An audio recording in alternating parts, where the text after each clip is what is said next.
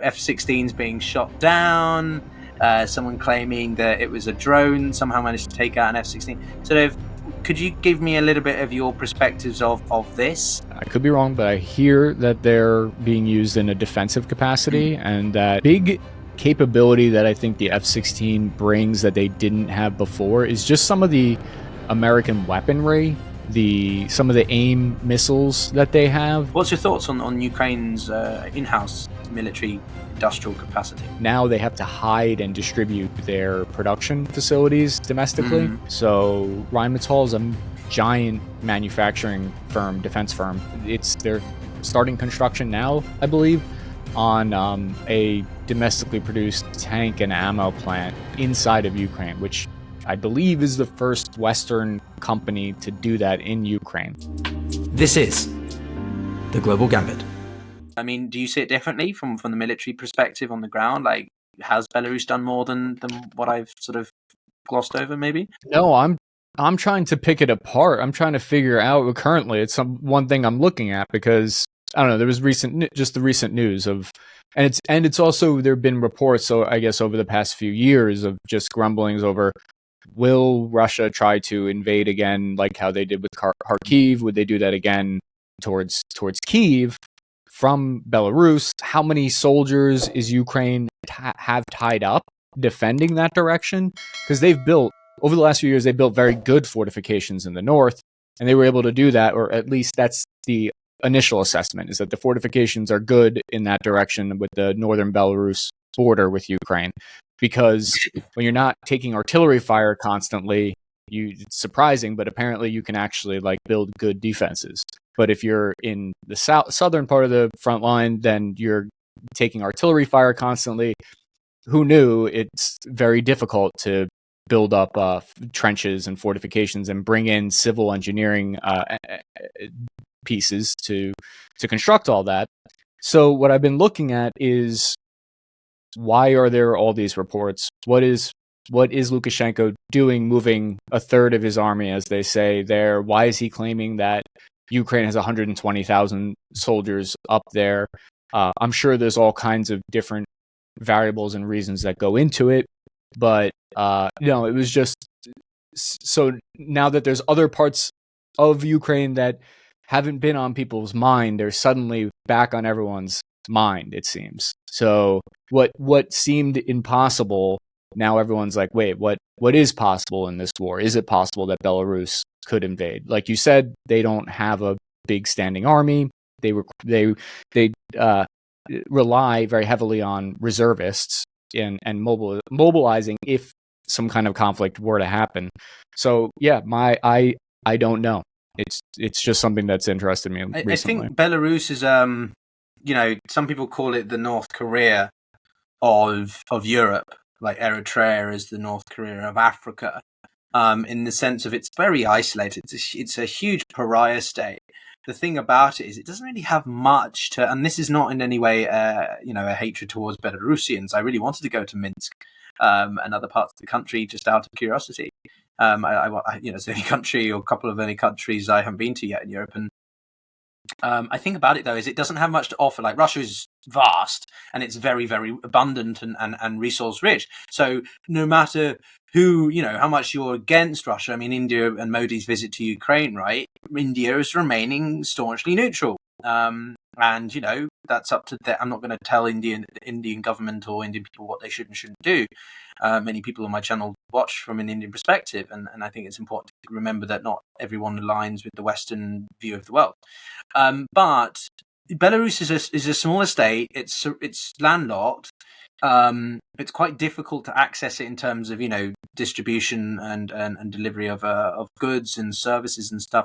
So they don't have a massive amount of leverage, which is why I do think that they're trying to. I think Lukashenko might be trying to keep the door open to the West. In a hypothetical scenario where Russia doesn't come out as well as Putin would like to say it would. The other thing I think also is worth keeping in mind is the relationship of Belarus to sort of other countries nearby. Poland, obviously, it's had this securitized border after that migration situation in 2020 where the refugees were basically used as political pawns. and also like Serbia and Hungary. Belarus tries to sort of engage them, albeit kind of challengingly through Poland and stuff. So yeah, I think it's definitely one to watch. And then the last point, actually, I'm kind of curious to your thoughts on that, on the international law element. But like, they have allowed Russia to use their airspace. They weren't, as I say, they weren't directly culpable in the original days of February 24th and that, but they did allow, those initial usage of their airspace by the paramilitary groups that landed around the airport west of Kyiv. A lot of Russia's ground forces did, I think, partially go through Belarus down into Cherniv. I think is that right or something? So they were passively participating, right, in the initial events and have supported Russia again passively by giving them their space to do whatever they want. But does that mean that they're culpable under international law? I don't know. Do you have any details on that? Yeah, I would think so, in terms of their, it's not, people say, well, they had to, but they didn't have to, because when you saw the Americans invade Iraq, there were a bunch of countries that said no. I think Turkey was one of them, that they were like, you can't stage troops here. And probably at great expense. Well, definitely at great expense. I think America offered them, I forget how many billions of dollars, to like, hey, let us invade from here, please. I hope I'm not getting that country wrong, but I believe that's what happened. They were like, yeah. So, although I guess maybe saying no to the U.S. is easier than saying no to Putin. I don't know. Maybe Lukashenko was worried about what would happen to him if he said, nah, you can't invade from here. Yeah, it's my read on it. Fair enough. All right, so let's bring it to Pokrovsk, or Pokrovsk. How do you definitely are going to know how to pronounce these things better than me. There's a Russian pronunciation and there's the Ukrainian pronunciation, and I thought it was Pokrovsk, but Pokrovsk. I'm going to go with Pokrovsk. I'm sure some of my Russian or Ukrainian viewers will be like, wow, I've unsubscribed. And it's at this point I should say that only 7 or 8%, 85% of you aren't subscribed. So go and subscribe, right? That's what I'm supposed to do as a YouTuber, is to get you to subscribe. So anyway, as you could tell, I'm good. Right? Regardless of how bad I'm about to butcher every town in the entire region and its name, just know that I also suck at pronouncing words in English too. Well, there we go. But so 2 questions for you. One, what's your military assessment of the Russian gains at the moment there? Because they are making gains, and anyone who doesn't like to say that they are, or pull the wool over their eyes, is just too ideologically aligned with one side, and you can't see the forest for the trees. But second, are the Ukrainians not potentially spreading themselves a little bit too thinly? Are they risking themselves by holding and focusing so much on Kursk that they are undermining their ability to defend this part of the line of contact in the east of Ukraine? I think what is going to happen is time is going to basically tell. In this case, we're going to find out over time whether or not this gamble by Ukraine was worth it or not, whether it was a mistake to double down on Kursk and to send those troops in there, because people say that the invasion into Kursk isn't gaining anything strategic. You're not cutting off major supply routes for Russia. There are some railroad lines over there, some bridges over there, but it's not preventing supplies from getting all along their front line in the same way that Pokrovsk, taking that, would be a strategic loss for Ukraine. And I think that's the conversation, the way I frame it, or way I would look at it when assessing it, is strategically losing Pokrovsk is pretty bad for Ukraine, and politically losing territory in Kursk is bad for Russia. So they're kind of pulling on different levers here. One is a political one and one is a strategic one. So you're hurting them in different ways. And it almost feels like they're each hurting them in a way that is most painful to the other. Like Russia, they can suffer casualties right now, but what they can't probably suffer as much is this kind of political hit of losing this territory. So it's every time I try to make a prediction on this war, I get it. We're all defense analysts end up being wrong, and we end up eating our words because it's been such an unpredictable, and there's so little like point of reference for these type of battles that all we can kind of do is give like a what's the likelihood of this or that happening. My assessment right now, which will be proven wrong in 2 weeks from now, is that I think Ukraine had to do what they had to do from their perspective. I think even if it comes at a loss for them, which it has been coming at a loss for them, I think they've assessed that it's a loss that is worth it. So I don't know what they're looking at, what they have in front of them that's telling them what you mean by loss, though? Do you mean that purely in a manpower, in a human lives sense, or do you mean material, monetary territory? It's a territorial loss. Okay, I see. But is that? But isn't the whole point? They don't want to control Russia. They're not interested in it. They want to regain their territory in the east. I know how well entrenched the Russians are with the defensive lines, but like, how much does controlling Russia, a bit of a sliver, a slice, whatever you want to call it, a substantial amount of Kursk, guarantee that they're going to be able to leverage it to negotiate getting back all this land that the Russians have taken over the past few months, including Avdiivka and Bakhmut and all this sort of stuff? I would want to know, like, what is it worth to Russia? I would almost wish I could talk to a Russian and get a better understanding of what is that? What is it? Looks like the 1,200 kilometers of territory they took. That's probably going to be the extent. That's what it looks like right now that they're digging in. That's what they're going to have. Like, what is that worth to Russia? Would Russia, if it came down to negotiations, would they eventually give back 3,000 kilometers? Like, I don't know. But would Putin's on the negotiating table say, I'll get Kursk back, and you'll get, we'll leave that area in Kharkiv only, and that's it. Like, I don't think anyone could say, because the only thing we could really look at is what happened maybe in Korea. There were different territories in Korea that were traded.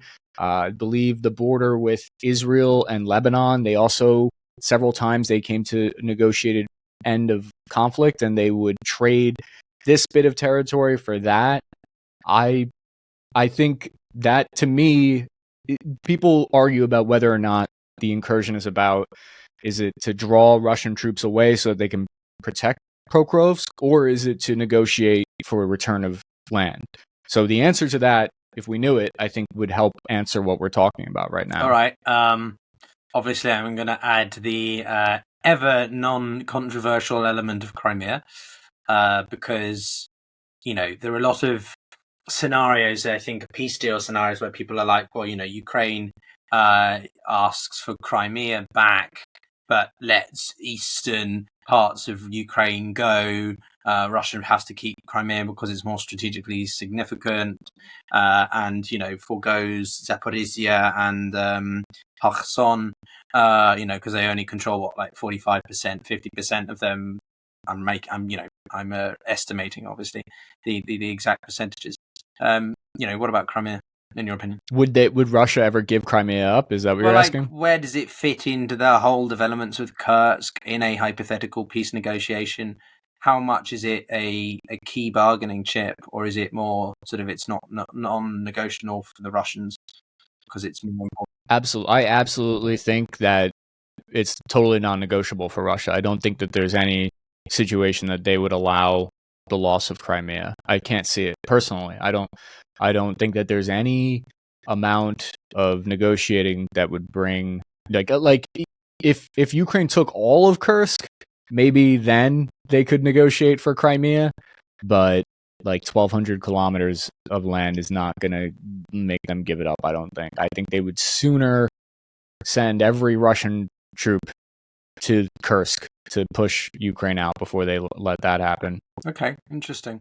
Yeah, I'm inclined to agree with you. I think that the Crimea element is, ever since Khrushchev gave it to Ukraine in 1954, it's always been even in the referendum in the 1991, 54% again voted in favour of remaining with Ukraine, by far the biggest amount, whilst the next lowest, I think, was, or highest, depending upon how you frame it, was 86% wanted to remain, but it's still 86%. The Western Ukraine was 99% in terms of, remaining or joining Russia or something like that. So it's, Crimea is always a big element. But I'm going to ask you one of your favourite topics again, is the F-16s, right? I've seen some footage on Telegram online about, F-16s being shot down, someone claiming that it was a drone, somehow managed to take out an F-16. So could you give me a little bit of your perspectives of this? Are they online yet fully, or are they sort of just in drips and drabs? And if they are online, what impact do you think they're having already,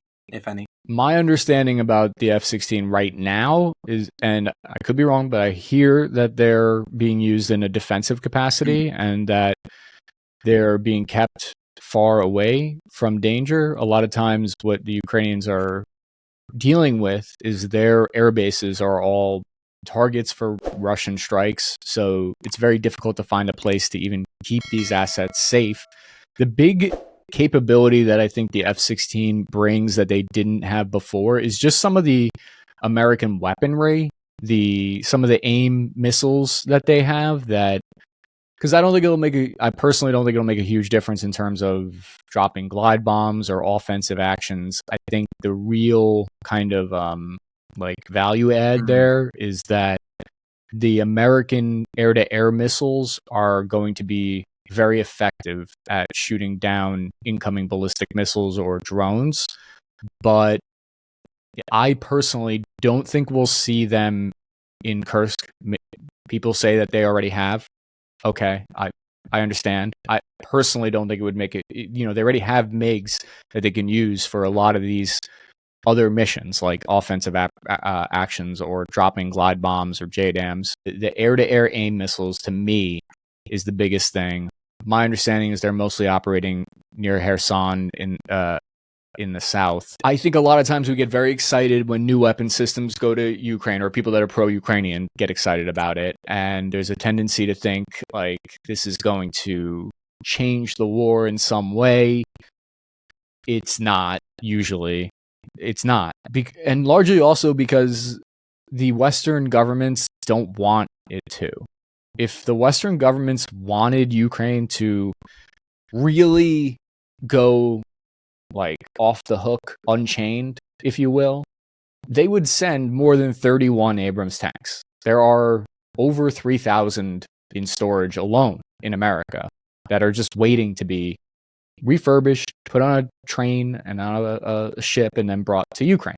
They sent 31 because, this is just me talking personally right now, but I feel like the F-16, Abrams tanks, all Western aid is designed to stop the front line from collapsing, to protect Ukraine's energy infrastructure with air defense, to protect some of their major cities with air defense, and to give them the capabilities that they need to stop the front line from crumbling and putting the West in a position where they have to send their own troops. But they also, I don't think they want to see Ukraine recapture Crimea and all of their land. I personally just don't think that the Western governments want to deal with the potential for what that would mean for what Russia would do. I think there's a lot of people who are scared. And we can say that Russia's red lines have been crossed and that they would never use a nuke. But I'm almost more scared that they're not threatening to use nuclear weapons now, when after the last 3 years, they've been constantly threatening under, if you look at them the wrong way, then you got Medvedev, is that his name? Medvedev? Dmitry Medvedev. Or a drunken ass, as he looks. Oh my god, can't believe he was the president of Russia. But yeah, Medvedev. Yes, I love his tweets. They're outstanding. But he's always sending a good, albeit hopefully he's always sending a nuclear threat out there, and we have our own assholes here on the West too. Don't get me Lindsey wrong. Graham in Iran, like the fact that right, yeah, those two should hang out and grab coffee sometime together, or tea. The fact that they're the fact that they're not threatening the nuclear weapons, and I don't know how I got on this from talking about F-16s. No, go ahead. The fact that That's they're not fine. You know? threatening I'm just is thinking that, almost more if Lindsey concerning to Graham me. and Medvedev got together, what hell of a reality TV show would that be? The Nukehead. The fabric of the universe would tear. Just Yes, indeed. the black hole would Yes. No. happen. Go ahead. Sorry. Continue with your. Yeah, I don't think the F-16s will make a major change on the ground. I think it'll add to their defensive capabilities for sure. I think it'll help them shoot down cruise missiles. Any help from the Ukrainians' perspective is appreciated. I saw the reports. It seems credible that one of the F-16s might have been shot down already. It always never cease to amaze me just how things play out in ways that I couldn't have expected. So yeah, but yeah, I think that if the West wanted to send more equipment, more aircraft and planes, they would, but they're sending it, like you said, in kind of dribs. It'll send up 20, however the first many package was, and then eventually it'll add up to, I forget, maybe 100 something. But yeah, I think I would temper expectations. No, I do agree with you. I think that people, again, everything's a spectrum, and 100% Kremlinites over here, 100% Ukrainian supporters over there, right? Anyone of decent, I think, humanity will support that Ukraine should be a sovereign state, but also there needs to be a reality in the prospect of Ukraine winning outright. I've had many a guest in here who is not exactly, well, we've had a gentleman called Jason J. Smart. He's a correspondent at large of the Kyiv Post. And I interviewed him a few weeks back, and he was like, the war will be decided on the peace, on the table in negotiations. It's not going to be unless there's literal collapse within Russia, which, no matter how much people would like to be wishful thinking about that, it's unlikely. It's going to be decided politically. To paraphrase Clausewitz, but sort of war is a policy by other means, or whatever that expression. I think we have those. We need to be pragmatically ideal, or ideally pragmatic. Be pragmatic idealists to sort of mention Condoleezza Rice. I think it was right. I'm doing a terrible job of trying to say what I mean, but yeah. So I think it's a challenge at the moment for Western governments to know how far they want to support Ukraine. It seems like almost a minimal level of deterrence, and that sort of like sustain the current levels of frontliners you have, but we're not entirely sure whether we want to support you outright to regain everything in a physical territorial sense, only because we just don't know what that would mean, and also because then we have to foot the bill for reconstructing those parts of Ukraine that have been decimated. I think one CSIS report said that it would take 20 plus years to demine eastern Ukraine now, or something like that, at least 15 years. So there's a lot of post-war considerations for Western governments, which maybe politicians, they want to put their head in the sand and it's not our problem. We support Ukraine in words and symbolism, but actually when it comes to footing the bill and doing stuff like that, maybe we're not so sure about going all out in that regard. Again, this is me conjecting a fair amount, but that there is a lot of frustration there, I think, amongst different members of society and interest groups, that stakeholders you ask at different stages, right? And also because we're not static, people's positions change and ebb and flow with the passage of time and as the war goes. But yeah, I'm also kind of curious though, like, what do you think about Ukraine's ability to develop its own, on this theme of in-house military weaponry? Like, as I said, they tested their first domestically produced ballistic missile, I think, yesterday or a couple of days ago. So and their drone industry is insane, right? The technology that they've been developing and learning from Turkey and other countries that have been giving them know-how. What's your thoughts on Ukraine's in-house military industrial capacity? So my understanding is that when the Soviet Union collapsed and when Ukraine became independent, they inherited a fair bit of the sort of military industrial complex from the Soviet Union. They had some tank factories, they had some other assets that would be valuable for generating vehicle production. They had their own domestically produced, a lot of their rifles and vehicles were domestically produced. But my understanding is that when the war kicked off, Russia, having also previously been a part of the Soviet Union, knew where all those locations were, and they subsequently bombed them with cruise missiles and continue to. So we're now at a point where Ukraine almost entirely depends on Western support when it comes to vehicles and weaponry and ammunition, and they do not. Now they have to hide and distribute their production facilities domestically. So Rheinmetall is a giant manufacturing firm, defense firm, that is planning on setting, if it hasn't already kicked off, they're starting construction now, I believe, on a domestically produced tank and ammo plant inside of Ukraine, which I believe is the first Western company to do that in Ukraine. So, and it was one of the reasons why Western intelligence said that Russia tried to assassinate the CEO of Rheinmetall because of this.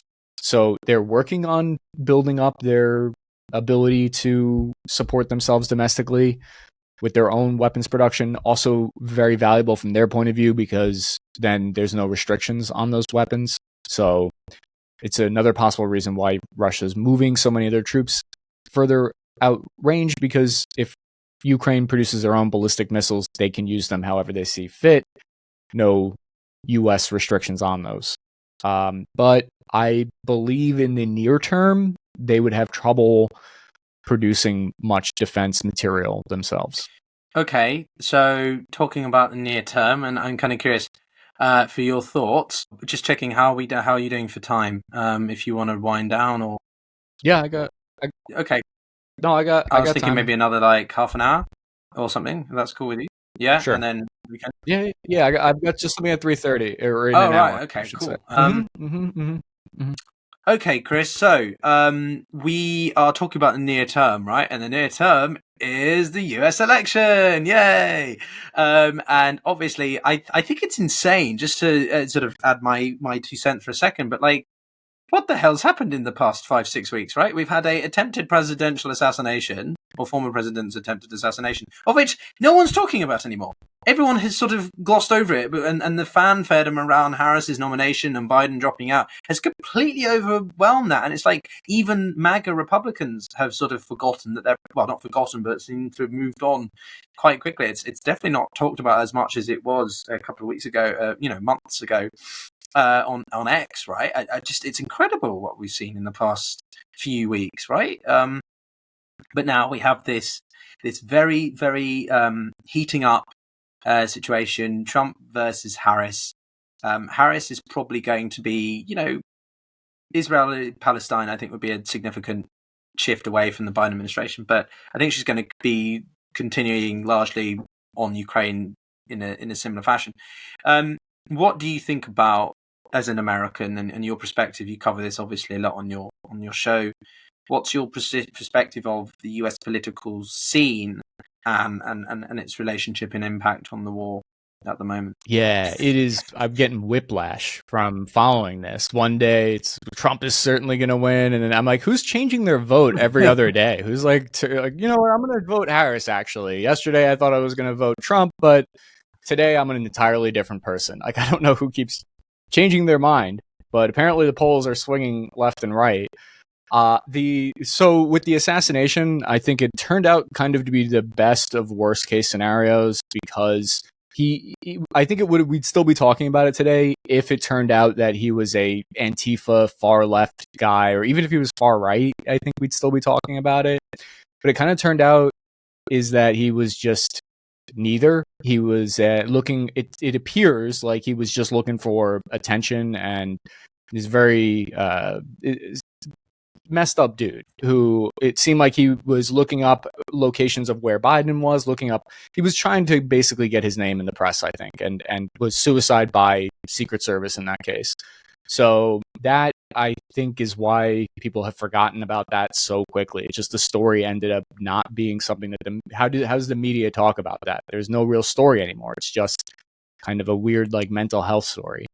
But to the point about foreign policy in the United States, I know a lot of people think and I respect what other people's beliefs are and how they see things. Personally, the way I look at it is that there is a lot of continuity when it comes to foreign policy. And even with domestic policy, with big things, it's like a lot of continuity between Republicans and Democrats. Not saying that they're totally the same or something like nihilistic like that. They definitely have different values and see things differently, but there is American interests. And no matter if you're Republican or Democrat, American interests kind of stay the same, especially abroad. So with Israel, I don't think it would. Trump is very. There's what these candidates say publicly, and then a lot of times, like if we look at what Trump said publicly during his first term as president, and then we kind of try to match that up with what he actually did, and a lot of it is at odds. A lot of it. And he talked about pulling out of NATO, or we're going to do this, we're going to do that. But really, what he increased military funding to Europe, and he increased troop presence in Europe. He did basically a lot of the opposite ways. We're going to pull out of Germany. Yeah, he pulled those troops out of Germany. He put them in Poland, closer to Russia, to defend closer to Russia. But the way he talked about it domestically was he said Germany isn't paying us anymore, and we need a fair deal. But I think that's just how you talk to a domestic audience about something that wouldn't I think land as well with a domestic American audience if you said we're moving troops to Poland because Russia's a threat. So that's kind of the way I see it. I see one of the biggest swings in American foreign policy is the approach to Iran, and also China a little bit, but a lot with Iran. Like the American foreign policy there seems to change wildly between, and that's what really affects Israel, is because how you approach Iran has an effect on how aggressive, at least I believe, how aggressive militia groups, Hezbollah in Lebanon, and also how aggressive the Hamas groups are going to be and how well they're supported and funded. It all, I think, is interlinked. But I think the Democrat approach to Iran is the exact opposite as the Republican. I think the Democrat approach is they are trying diplomacy, and they continually try diplomacy, and the Republicans try maximum pressure, where they do sanctions, they pull out of the nuclear treaty. So I'm not putting a value judgment on it or saying which approach is better or worse. I'm just saying that those are the two approaches there I see, and you get wildly different results from them. So that is, I think, the big implication for the election in November.